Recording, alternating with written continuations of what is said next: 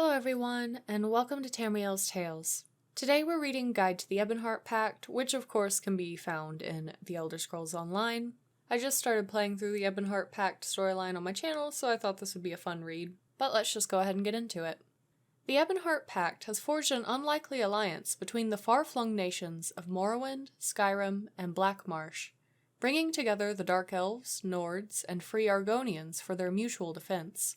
Thanks to the size of its allied nations and the distances involved, the Pact remains relatively free of inner strife and discord. The Nords and Dark Elves have so much of their own territory to deal with, they have little time to spare for meddling in each other's affairs. The Ebonheart Pact came about in the Second Era 572, in response to the Second Akaviri invasion of northern Tamriel. The Nords, Dark Elves, and Free Argonians joined forces to save the rest of Tamriel from slaughter and subjugation. Forged in war, the alliance brought a sudden new power to the continent. At first, few believed the Dark Elves would be able to maintain an alliance with their ancient blood enemies and former slaves, but after a troubled decade, the Pact remains strong and intact. A great moot governs the Pact. This council of equals from each of the member races is not only known for hot tempers and loud voices, but also for mutual respect and an amazing will to hold the Pact together against all odds. Only as equals can the allies hope to mollify the pride of the Nords and the Dark Elves, while addressing the injuries suffered by the once enslaved Argonians.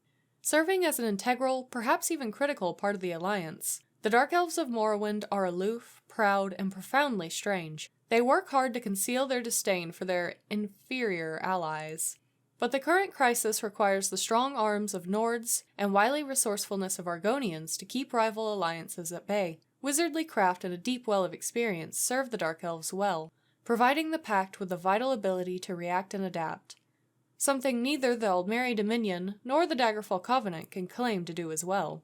The Pact fields superior warriors and sorcerers, and they possess an asset that no other race can match: 3 living gods. Almalexia, Vivec, and Sothasil abide among them. The Nords of Eastern Skyrim are fearless and aggressive, industrious and enterprising. They excel at war and prosper in trade, and they are without equal as explorers and trailblazers. Strong, stubborn, and hardy, they customarily solve problems through combat. Nords cheerfully rush into battle with a ferocity that frightens and appalls their enemies. They accept and even revel in their role as shock troops for the Ebonheart Pact. Nords are direct, not subtle.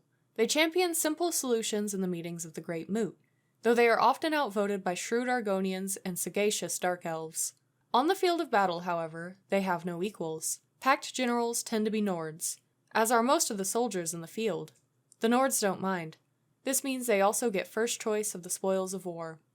By their decisive intervention against the Akaviri, the Argonians of Blackmarsh won their freedom from Dark Elf enslavement, and the lessons they have learned have made them a valuable member of the Pact. Reserved and alien, their expressionless faces and flat intonations make it difficult for other races to interpret their true motives. Nevertheless, the Argonians possess a cool intelligence. Slow to trust and hard to know, their natural agility makes them as comfortable employing magic as they are using stealth and steel.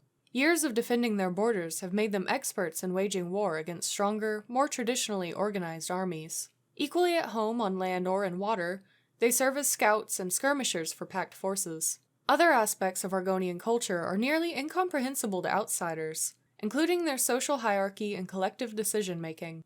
Their representatives present strange proposals without explanation, but their allies have learned that there's always a reason for everything they do.